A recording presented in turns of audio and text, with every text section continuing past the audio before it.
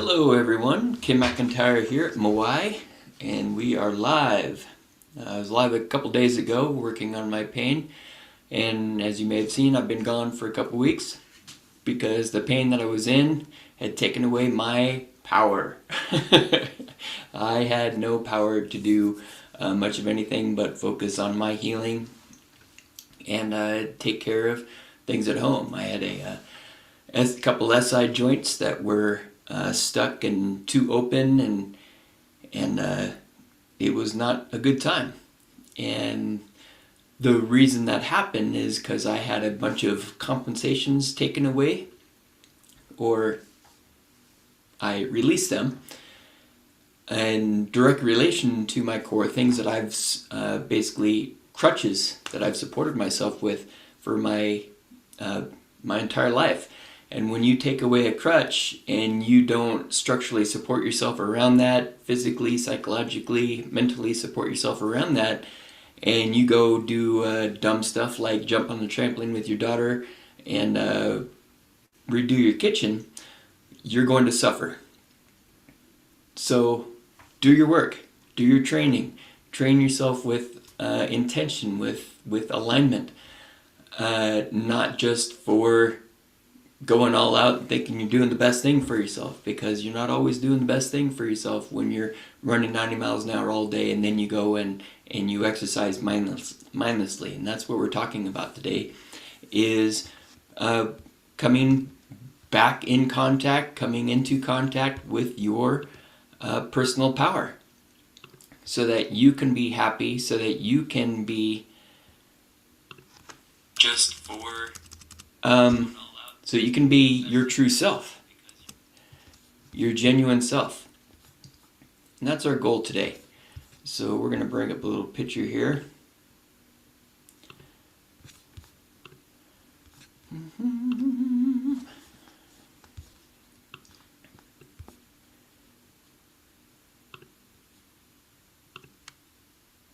Here we are.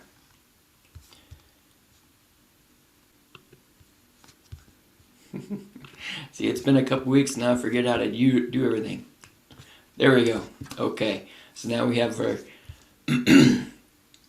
our keynote up, so you guys can watch along with me and what's going on. Very good.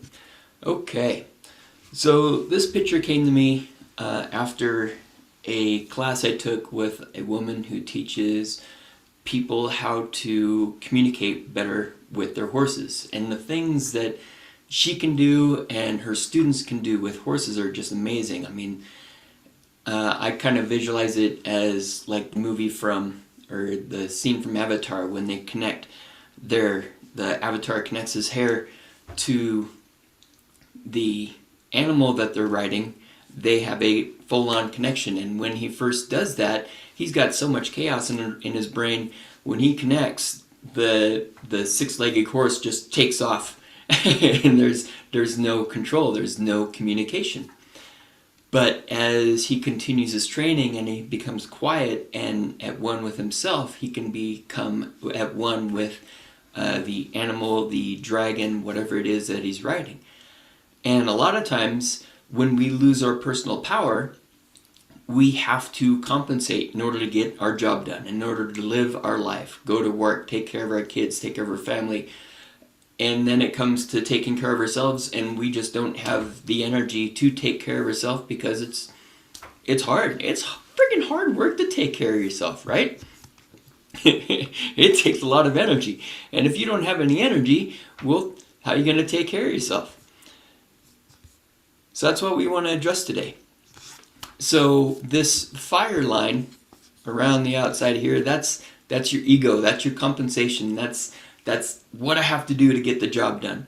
And this can manifest in all kinds of different ways. For me, back in the day, it was a lot of anger all the time, excessive energy, big energy, trying to prove myself. And I noticed at one time in my healing process, and healing isn't just a day, it's a journey to get where you would like to be or where you're supposed to be. I noticed one day I was seeing more animals out on my hikes. And I have a wonderful place I really love to go. It's called Fay Luther Trail. And I'm seeing more birds and I'm hearing more birds and there's more lizards around.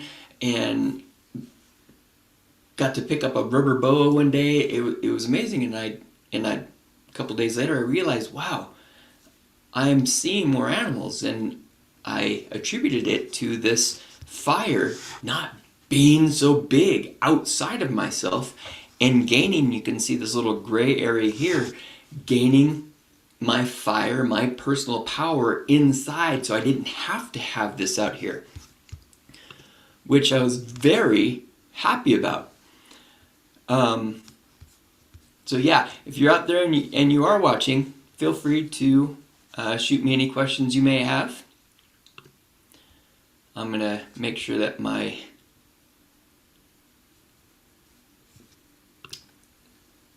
adapter is set up so I have better streaming capability, hopefully. So that was a wonderful day for me. Reconnecting to my personal power. Now, unfortunately, because I felt it was my responsibility, being a massage therapist, rolfer, healer, I was supposed to help everybody all the time. And so I was always giving my energy out. If you walk by me, I was giving you energy. Unconsciously. It was me. That's what I did. That's what I believed I have to offer, and so this is my cross to bear, right? But it wasn't healthy because it took away from my life. It took away from my family's life because I ended up getting married and having a child, so I wasn't able to be there. And when my power was gone, I would express it as anger.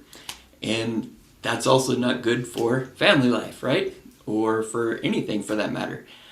Now, that was just my experience. Your experience losing your personal power might be different. You might sink into depression. You might feel sad. You might want to drink more alcohol, do more drugs, disappear more.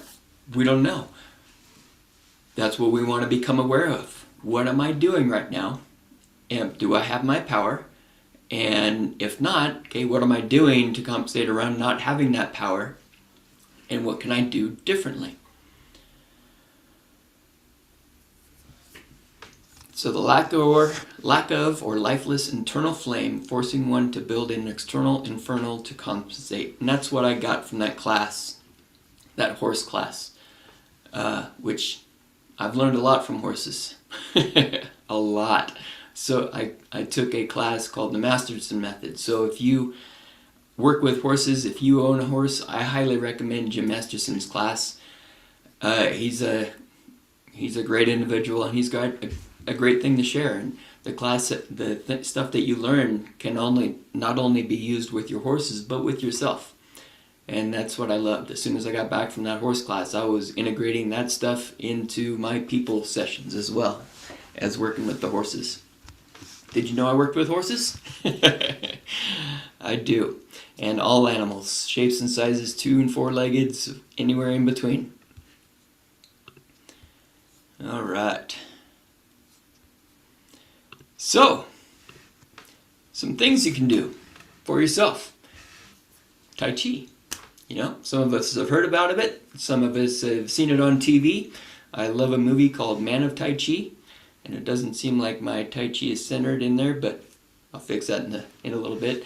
Now, it doesn't mean we have to go to classes. It doesn't mean we have to have this little get up here that this Tai Chi master has. But it's a start, okay? It doesn't mean you have to practice for the rest of your life. But you can go on YouTube because everybody's got information out there, right? And according to a video I watch right now, there's so many different forms of everything, okay? Not just Tai Chi or Qigong. And you can find one that can match you in where you're at to help you get, again, to where you were supposed to be. Qigong. They look the same, but they're different, okay?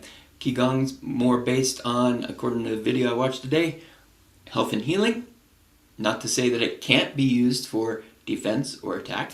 And then Tai Chi was more so on the physical, but still, again, can be used for health, healing, because, again, it's movement, it's mindfulness, it's meditative, if you make it that way. And that's the key. Just moving for the sake of moving isn't going to help as much as it would if you were mindful of how are you moving. Lifting weights, mindful of how you're moving. So if you go and you lift weights and but you are already stressed out and before you got to lifting weights, are you doing as much benefit for yourself as you would like? Are you getting as most out of it? Are you leaving with a stiff back? You might not be lifting weights correctly. Become mindful.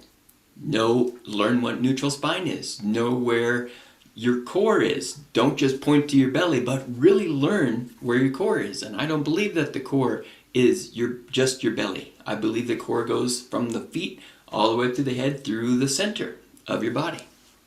I may be wrong, but this belief has worked for me much better than the belly core. Okay? So discovering what works best for you. Terrific part of mindfulness. Meditation. Meditation does not mean you have to go out and sit up on top of a rock, on top of a hill, or in a cave for days and hours and on end. Okay? Years on end. It can simply mean I'm going to sit here and be quiet and focus on my breath for 1 minute, 2 minutes, 5 minutes.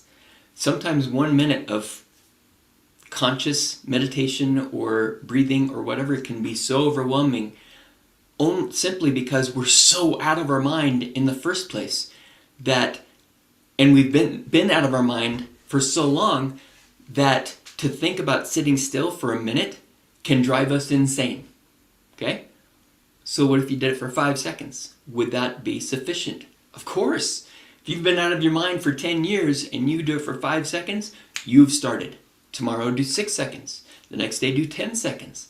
Hey, now I've gone to a minute. Holy cow, I am making progression. And that much progression is still progression. That is still better than it was yesterday. So get yourself into yourself. Yoga. Okay? Yoga with mindfulness. Understanding. You might look at some pictures of your muscles and your bones and your nerves and even your brain before you go and practice yoga. Now, it does not mean you have to go into these deep old postures that you see here on this picture. Yoga can be tree pose and standing there for a minute.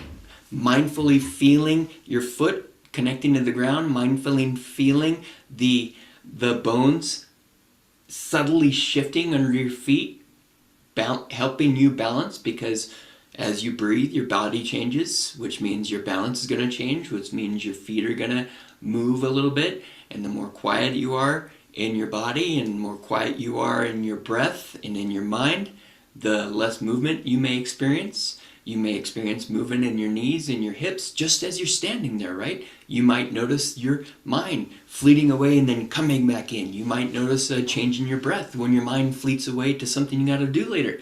Wow, why am I stressing out about what I have to do later, right? That was a huge revelation for me this year. I decided not to get a ski pass because I didn't want to have to deal with making reservations to go skiing. And when I sat and thought about it one day, holy cow, I've got a lot of stress around skiing, this amazing thing that's brought me so much joy. The stress of, is it going to snow? Did it snow enough? Oh man, it snowed too much. Oh, where am I supposed to go this day? Oh, I forgot to wax my skis. Oh, I put the wrong wax in my skis. Holy crap, that's taking away from this beautiful thing that I love so much and possibly causing me to injure myself from making a wrong decision, from forgetting my jacket at home because I'm so stressed out, right? So lots of, I think I got off a topic of yoga here, but you catch my drift. Simply going for a walk, mindfully walking. Doesn't mean we have to walk for the cardiovascular sake of it, okay? Because If you haven't been breathing properly all day and you go for a walk and you continue breathing improperly, you're changing the pH in your body, possibly creating your becoming more acidic. You are not feeding your brain, so it's harder to think about things that you need to do later on. Harder to think about what to say next because you're so excited about the things that you're talking about. Let's see. Feeling your feet as they contact the ground, whatever it is. Concrete, asphalt, dirt, grass, they're all going to have a different sensation. If you feel comfortable, walk without shoes on. It's a great way to ground if you're mindful of what you're doing. Now, I have seen people walking barefoot. I have walked barefoot before, out of my mind, out of my body, thinking about other things. And what do? Stub my toes, step on things that don't feel good. When I am grounded and walking barefoot and I step on a rock, it does not hurt nearly as bad as when I am completely ungrounded and I step on a rock. That sucker feels like it's shooting right up my spine when I step on it. And it's the same exact rock. Excuse me. Mindful breathing. I preach and preach and preach. 3-second inhale, 5-second exhale. In the nose, out the nose. And I preach that because it worked for me. I took a class from Dr. Lois Laney. She teaches a class called Restorative Breathing. And that was a huge revelation for me that weekend. An even bigger revelation was when I went for a walk on my favorite hiking trail, and I could not walk 10 steps without my mouth opening up and gasping for air. And I was not walking fast, I was just walking 10 steps. And I'd created so much compensation around movement and breathing improperly that I couldn't regularly walk without gasping for air, which in turn ticked me off, made me angry, made me feel like a failure again. So I had a bunch of tapping to do, which we'll talk about again. I preach about tapping all the time in a little bit. Feeling where the air is going, right? I saw a little video with Russell Brand. He's a great comedian yesterday, and he's talking about breathing, and he's showing you feel the air go up through your sinuses. Feel the air go behind your eyes. And if you really want to experience that, I know winter's almost over here, but go outside when it's cold outside and inhale through your nose slowly, and you will feel that cold air come up behind your eyes and then down your throat. If it's too cold, you might feel your nostrils freeze. It's a cool sensation. Try it out. It's part of being mindful. How does my body respond to these things? Feel the air moving down your throat. Feel the expansion of your chest. Feel the expansion and allow the expansion of your abdomen and your lower back.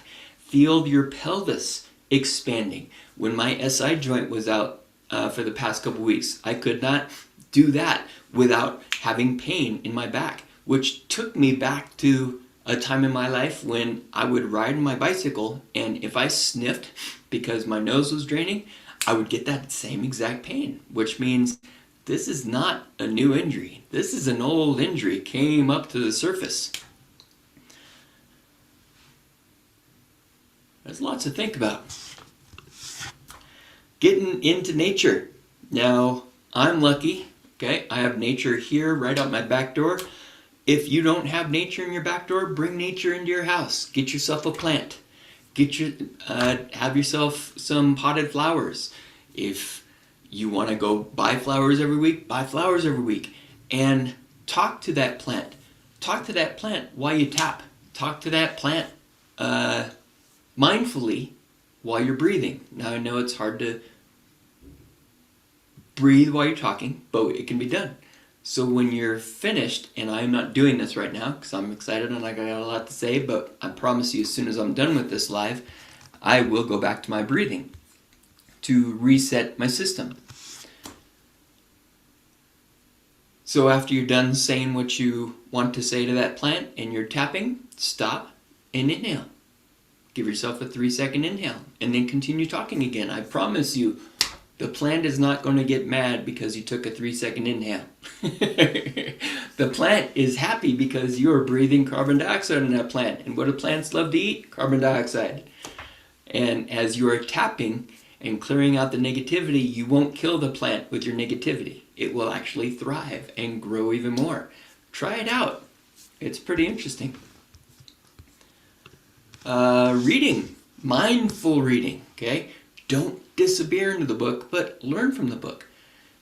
If you're reading fiction, hey, there's still stuff to learn. It's not all necessarily fiction. Maybe that author took something from their life and made it so it was not real, although it was real. Gives us ideas, right? Possibilities. We live in a world of possibilities if we allow it. And so if we can bring those possibilities into our life might just get easier. And if it doesn't work for you, it's okay. You gave it a shot.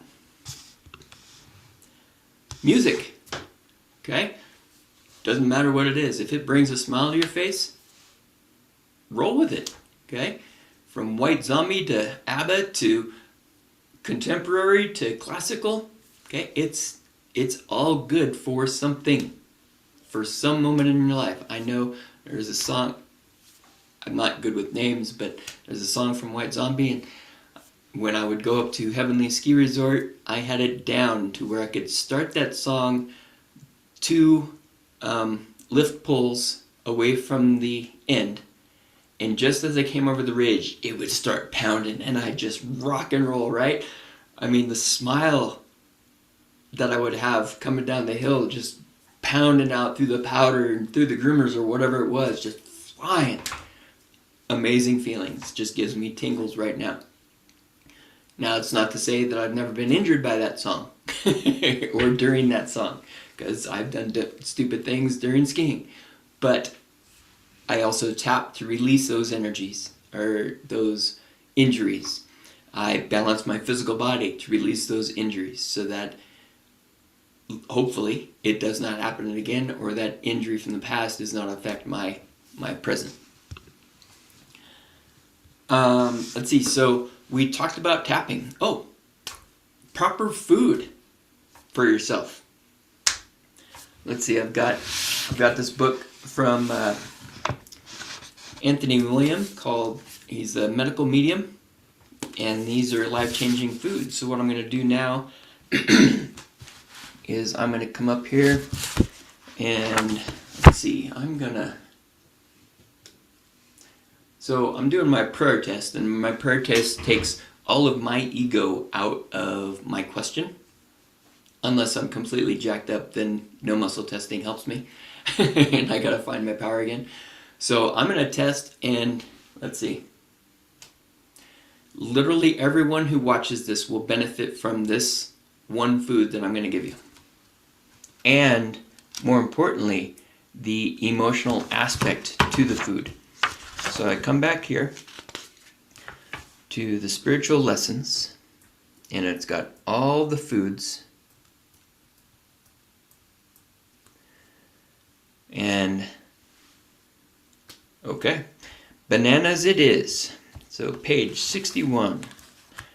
Muscle testing has really helped me figure out lots of stuff. Okay, I love it. So we're going to tap along to the emotional support of bananas. All right? Bananas strengthen the core of who we are, encouraging us to peel back our false shields and expose our true selves, which can be scary as crap, can't it? They can help reverse a state of mind that's saturated with fear. Eating 3 or more a day can help reduce PTSD. They can help us express our true desire to be productive, overcoming procrastination and other unproductive behaviors in the process. If you think a friend is holding on to resentment, offer her or him a banana. and it would help dissolve the feelings of ill will. Wonderful.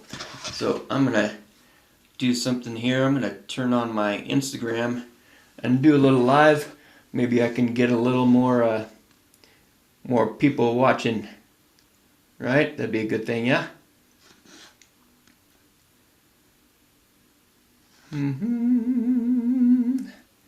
Bear with me.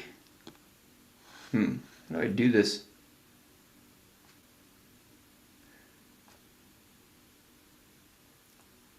I don't know how to do it.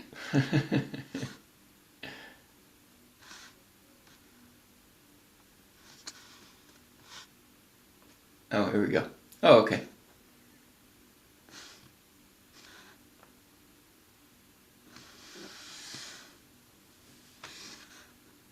Well, that's not working either. It's so funny.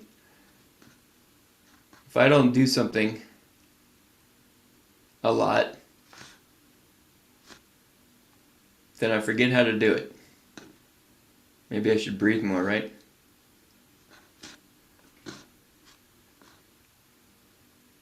Well, how do you do this? How do you go live? Whatever. Apparently I'm not supposed to. So we're going to read that again. Emotional support of bananas. And this is going to help every single one of you out there. Can you all... Now, not everyone can eat bananas. That's the kicker right here, though. Okay? The tapping about the emotional support of bananas will help you. If you'd like to know if you would benefit from eating bananas, hey, send me a message. Write it in the comments. Let me know. And I will do testing. First off, I'll ask if I'm allowed to give you the answer, if we can connect together. And then I will ask if eating bananas will benefit you. And then I'll ask how long would be a good thing, how many bananas to eat a day, and see where that goes. All right? So the emotional support of bananas. Bananas strengthen the core of who we are, encouraging us to peel back our false shields and expose our true selves. They can help reverse a state of mind that's saturated with fear. Eating 3 or more a day can help reduce PTSD. And they help us express our true desire to be productive, overcoming procrastination and other unproductive behaviors in the process. If you think a friend is holding on to resentment, offer him or her a banana, and it will dissolve the feelings of ill will. And that is the emotional support of bananas. Very nice. I love it. Love it. Let's go. Cool. Let's see. We also pulled a card today. This is a rainbow blessing. Rainbow and its blessings.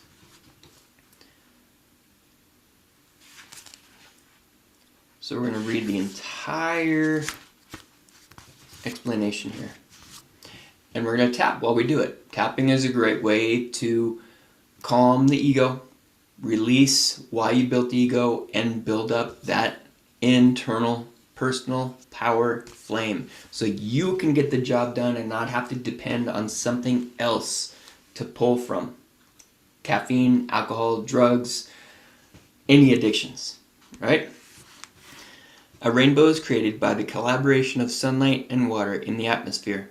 The water droplets become tiny prisms that collectively diffuse and disperse light in a ribbon of colors that is the essence of every hue we're capable of perceiving on this planet.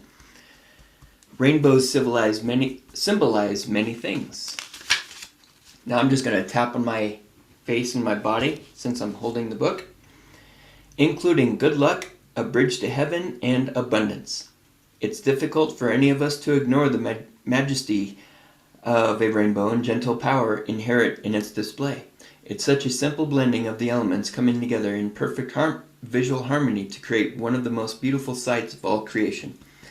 Although there are diverse meanings attributed to the sight of a rainbow, a common thread is that it offers blessings.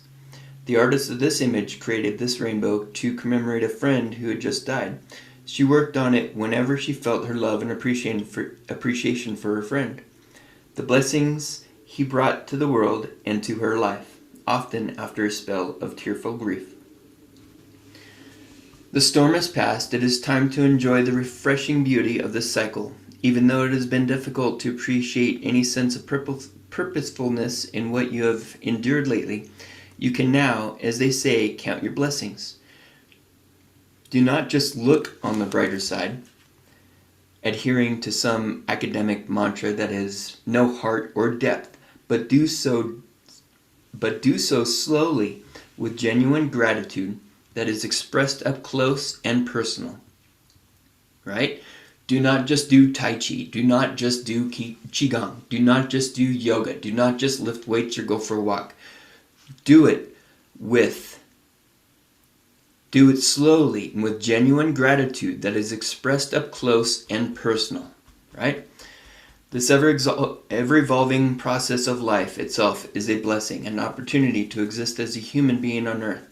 The planet is a beautiful garden, even if it does not always appear so. Sometimes it is only when you look at a memory of an experience that you can truly see the blessings that have come from them. Bless your difficult or painful experiences and let them go. Bless your difficult or painful experiences and let them go. One more time. Bless your difficult or painful experiences and let them go.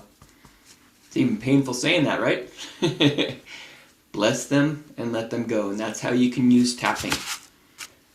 Visualize, feel the experience, everything about it. As you tap, your subconscious will let it go. And that's where it hides. Beautiful. So, find something that fits for you in this time and moment in your life. Whatever it is. Become conscious and aware of what you're doing. Slow it down. Find out what is working, what is not working, so that you may lessen your external flame and build your own personal power within you. So I hope that helps you out. If you like what you hear, subscribe. Follow me on my website, kimmcIntyre.com.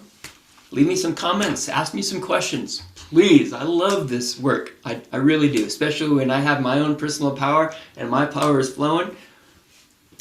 Feels awesome. I love it. Yeah, you can follow me on Instagram also. It's a Moai Balance. I am on Facebook. And I think that's about it. So you have yourself a wonderful day, and we'll see you next time.